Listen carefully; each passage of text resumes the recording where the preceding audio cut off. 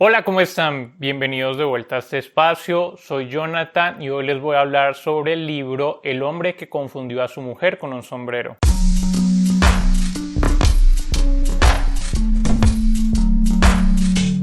Bueno, antes de iniciar quiero robarme un minutico para hablar sobre la situación de mi país. Colombia está pasando por un episodio muy oscuro en donde se unieron como varias cosas. Está el tema de unos problemas sociales que ya venían desde hace tiempo, por los cuales la gente está marchando. Está el tema de la pandemia que está en su peor momento, dejándonos más de 400 muertos diarios. Por lo mismo se están implementando medidas de cuarentena, pero las cuales siguen afectando mucho a los pequeños negociantes y también a las personas que viven del día a día. Súmele el tema de la represión tan violenta que está haciendo el gobierno contra las personas que se están manifestando y ya han dejado más de 40 asesinatos. El tema también de las autodefensas ciudadanas que han aparecido, donde vemos con terror estas imágenes de personas que toman las armas, civiles con armas. También está el tema de la pobreza, que el mismo gobierno nos dice que hay más de 7 millones de colombianos, tal vez ya 8 millones de personas que el día de hoy no podrán tener sus 3 comidas. También está el tema de las amenazas que hay sobre el desabastecimiento de alimentos, de agua, de medicinas, y pues también está el tema de vándalos que han aprovechado toda esta situación para hacer saqueos o destruir pequeños negocios comerciales. Todos estos elementos pues se han combinado como en una sopa de terror que se nos sirve a los colombianos todos los días, y yo creo que de una forma u otra pues a todos nos ha afectado. Más que entrar en debate, solo quiero mandar un saludo cordial. Sé que mis videos no llegan a muchas personas, pero si llega este video, pues deseando lo mejor. Yo creo que todos soñamos con una mejor Colombia, una Colombia en paz. Aunque sé que en este momento es difícil hablar de paz porque yo creo que todos tenemos como ese sinsabor, ese malestar al ver tantas injusticias que están sucediendo y sintiendo cómo quedan en impunidad. Yo creo que necesitamos mucha justicia. Entonces, antes de hablar de paz, ojalá hablemos de justicia en este momento. Bueno, ya volviendo al tema o al asunto de este video, vamos a retomar el tema del libro. Como les decía, vamos a hablar sobre el libro El hombre que confundió a su mujer con un sombrero.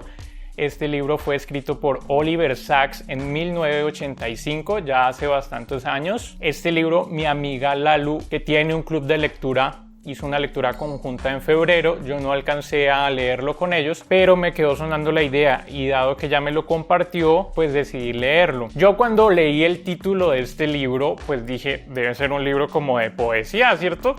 Pero, oh sorpresa, era un libro de neurología. Pero pues es un libro atrapante que me sorprendió muy gratamente, así que se los quiero compartir el día de hoy. Este es un claro ejemplo de cómo la realidad supera la ficción, porque es que nos cuenta unas historias asombrosas realmente lo que contiene este libro. Oliver Sacks pues fue un neurólogo y pues escritor británico. Trabajó pues en universidades, en hospitales psiquiátricos, en asilos, y es reconocido por haber hecho estudios sobre la música, el efecto que tiene la música sobre pacientes con enfermedades mentales. De esto vamos a hablar un poquito más adelante en detalle. Bueno, ¿y qué contiene este libro? Este libro nos va a hablar sobre enfermedades neurológicas que tal vez no conocías. En total son 24 capítulos.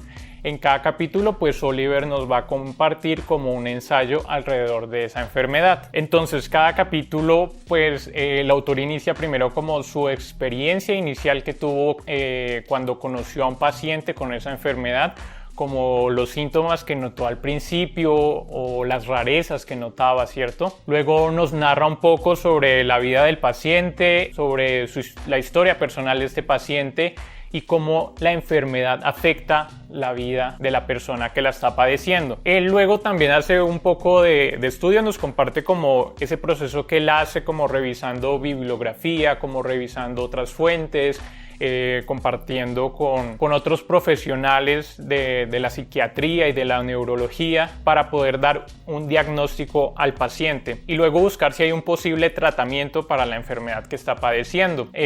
Lastimosamente, pues la mayoría de casos que nos comparte aquí pues son enfermedades que no tienen cura. Esta última parte pues es un poco más técnica. Obviamente, si ustedes no tienen como los conocimientos, si son como yo, pues no son expertos en medicina, igual la pueden leer así de pasada sin detenerse mucho y más bien quedarse con el resto de la historia. Al final de cada capítulo pues él comparte algunas conclusiones bastante interesantes acerca de esta enfermedad. La versión que yo tengo, bueno, la tengo en digital, tiene algunas notas adicionales que él añade a posteriori y nos relata un poco más sobre otros pacientes que han tratado o un poco más a futuro qué pasó con la persona que estaba tratando. Me parece que el libro en general siempre maneja un lenguaje muy claro, es muy comprensible para cualquier persona. Como les digo, así ustedes no tengan los conocimientos médicos o biológicos, pues se puede entender y pues se pueden asombrar con lo curioso o extraño de esta enfermedad. Yo creo que el libro se aprovecha pues no quiero decir como del morbo, pero sí como del interés que tenemos las personas por saber como de esas enfermedades que nos pueden dar o de las cuales podemos sufrir, que es lo mismo que hacen series de televisión, pues médicas de este tipo. Es más, siento que este libro ha tenido un impacto sobre también los medios porque cuando leí algunas de estas enfermedades pues dije como, esta me parece conocida, ¿cierto?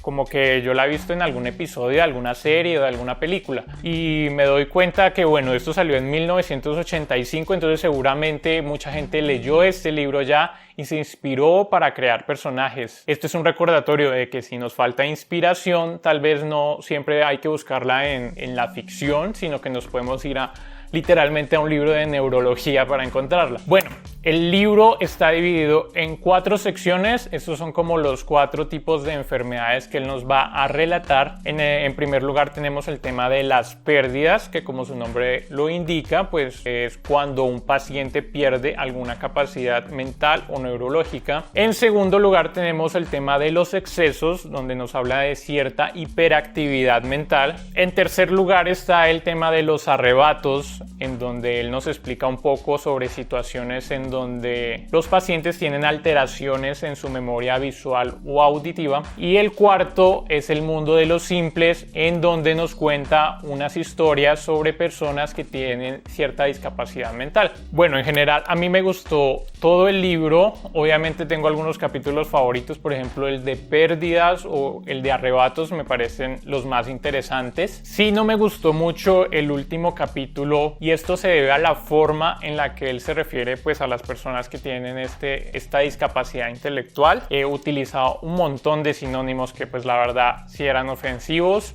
De esto rescato que él sí, digamos, tenía como estos prejuicios acerca del retraso mental, pero él con los pacientes aprende de ellos y entiende que pues su mente funciona de una forma diferente, pero sigue siendo una mente maravillosa. Y los aprende a respetar y nos enseña también de eso. Entonces esa parte sí la rescato, aunque como les digo no me gusta cómo se refiere a ellos. Bueno, durante todo el libro yo noté un hilo conductor y es el tema del arte, que les decía como al principio con este tema de la música. Y es que también hay unos planteamientos filosóficos muy interesantes en este libro acerca de quiénes somos. Yo personalmente como que cuando empecé a reflexionar sobre esto era como, bueno, tal vez yo soy como mis recuerdos, ¿cierto?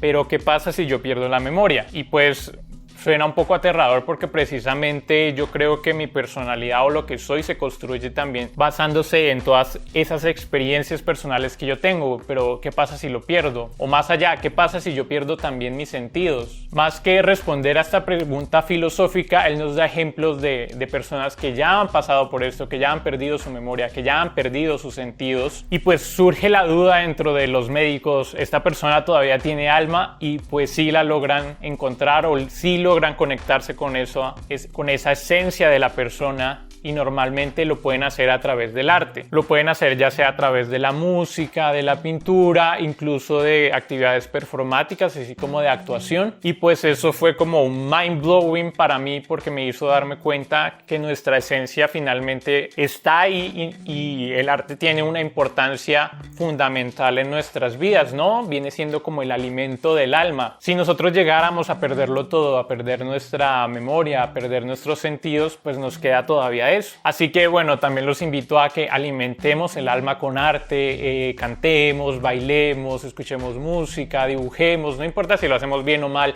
aquí lo importante es sentir esa conexión.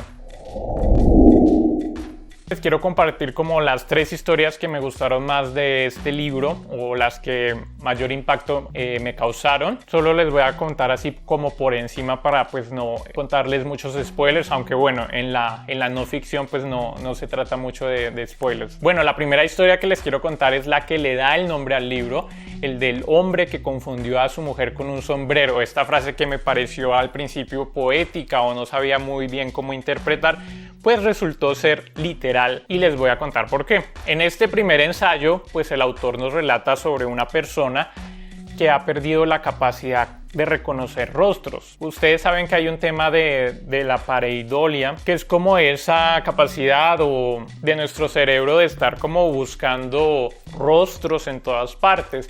Si ustedes buscan en internet se dan cuenta que hay gente como que comparte así varias imágenes y uno identifica los rostros, a veces como en un edificio, en un enchufe, en una llave, en algunas montañas, y uno siempre como que con la mente está buscando rostros. Pero hay una enfermedad que yo no conocía, pues que en parte hace que se pierda ese sentido porque ya dejas de ver como el total, y a pesar de que tus ojos funcionen y pues las imágenes lleguen al cerebro, no puedes interpretar el rostro como un todo, o las cosas ya no las vas a ver como un todo. Imagínense que para uno incluso a veces puede llegar a ser difícil diferenciar dos personas que se parecen mucho, digan ustedes como el caso de los gemelos. Ahora tener que hacer esa diferenciación pero solo viendo partes del rostro, o sea como ver los ojos, aparte de la nariz, aparte de la boca, pues se vuelve ya muy complicado. Y eso es lo que pasaba con esta persona. Él pues veía pero no entendía el todo del rostro, así que era muy difícil que él identificara a una persona de la otra. Tanto así que lo podía confundir con objetos, como es el caso del título. Nos narra como esta anécdota donde el señor pues sí confunde literalmente a su mujer con un sombrero. Iba a coger el sombrero pero le agarró fue la cabeza a la mujer. Entonces pues a mí me pareció como muy asombroso. Jamás había pensado que como ese sentido se podía perder, entonces sí me asombró mucho este caso. Bueno, en segundo lugar les quiero hablar de otro relato que se llama Pasaje a la India. Este yo creo que es el relato como más sentimental o que más me tocó. Tenemos un caso de una niña que pues se le detecta un tumor cerebral, pero pues ella decide seguir viviendo. Ella sabe que tiene los años de vida contados, pero pues los quiere vivir al máximo, que es una lección para todos, ¿cierto? Sin embargo, pues eventualmente cuando ella ya estaba un poco mayor, pues ya el tumor ha crecido bastante y pues la tienen que internar en el hospital y ella pues ya está consciente de que va a morir. Ay, es muy triste. Sin embargo, pues ella lo toma con mucha madurez y bueno, no les sé explicar mucho el tema médico, pero el tumor hace que ella empiece a tener como estas visiones o alucinaciones, pero estimulando recuerdos de su pasado. Ella cuando niña pues vivía en la India y entonces ella empieza a ver cómo pasan escenas de su vida como si fuera una película que se proyecta aquí en su cerebro sobre cosas que incluso ella no recordaba o no sabía que estaban ahí en su mente sobre la infancia. Ustedes conocen la típica frase de que tu vida pasa ante tus ojos antes de morir. Bueno, en el caso de ella fue muy literal porque ella empezó a ver todas estas escenas de su infancia antes de morir. Les comparto una frase del libro que dice: me estoy muriendo, me voy a casa, regreso al lugar del que vine. Sí, podríamos decir que es mi regreso. Precisamente ella estaba hablando de cómo pues estas alucinaciones o visiones que tenía en su cerebro pues la están llevando de regreso a su infancia, al lugar donde nació. Y pues para ella toda esta pues afección mental termina siendo como el alivio o lo que le ayuda a aceptar su muerte más fácilmente. Bueno, y en tercer lugar les quiero contar un poco sobre otro relato que fue el que me pareció más impactante a mí, que se llama La Dama Desencarnada. En este relato pues nos habla sobre un sentido que yo tampoco sabía que teníamos. Ustedes, bueno, deben conocer los 5 sentidos básicos de toda la vida. Además de eso pues está el tema del sentido del equilibrio. Bueno, estoy hablando de sentidos reales, biológicos, ¿no? Pero también tenemos otro sentido secreto que es la propiocepción, que bueno, no conocía esa palabra, nunca la había escuchado y precisamente nos habla que es el sentido del cuerpo de sentirse a sí mismo. Si nosotros cerramos los ojos, pues igual podemos saber dónde está cada parte de nuestro cuerpo porque el cuerpo se siente a sí mismo. Y bueno, uno está consciente de que tiene ese sentido, ¿cierto? En su diario vivir. Sin embargo, pues uno no sabía que era como tal un sentido y mucho menos de que se podía perder. Y pues es algo que me pareció terrorífico porque nos cuenta el caso de una muchacha que después de pasar una situación muy estresante pues llega y pierde ese sentido, entonces pierde pues totalmente la coordinación de su cuerpo. Es decir, su cuerpo sigue funcionando, ella lo puede seguir moviendo, pero pues en el momento en el que el cuerpo deja de sentirse a sí mismo, pues se vuelve un tema crítico porque pues ella pierde la movilidad porque no sabe cómo moverlo.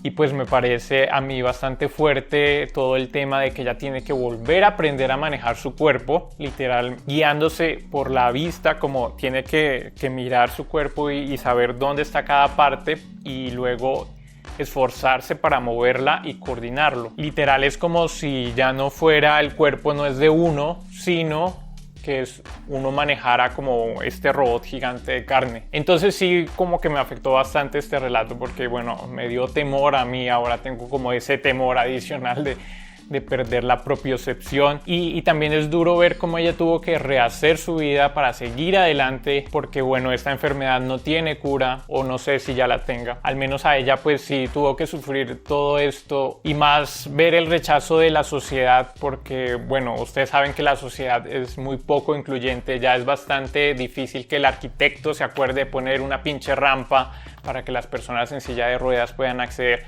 pues mucho menos a una discapacidad que es tan poco conocida, donde la gente va a ser muy poco amable con esta señora. Bueno, me podría quedar aquí todo el día contándoles más detalles sobre estas 24 historias fascinantes, pero pues ya dejo que ustedes las descubran. Sí, los invito a leer este libro y van a encontrar otras 21 historias también muy fascinantes y pues más detalles sobre estas 3 que les conté. No siendo más, pues me despido. Muchas gracias por escucharme el día de hoy. Hasta una próxima ocasión. Un abrazo grande para todos.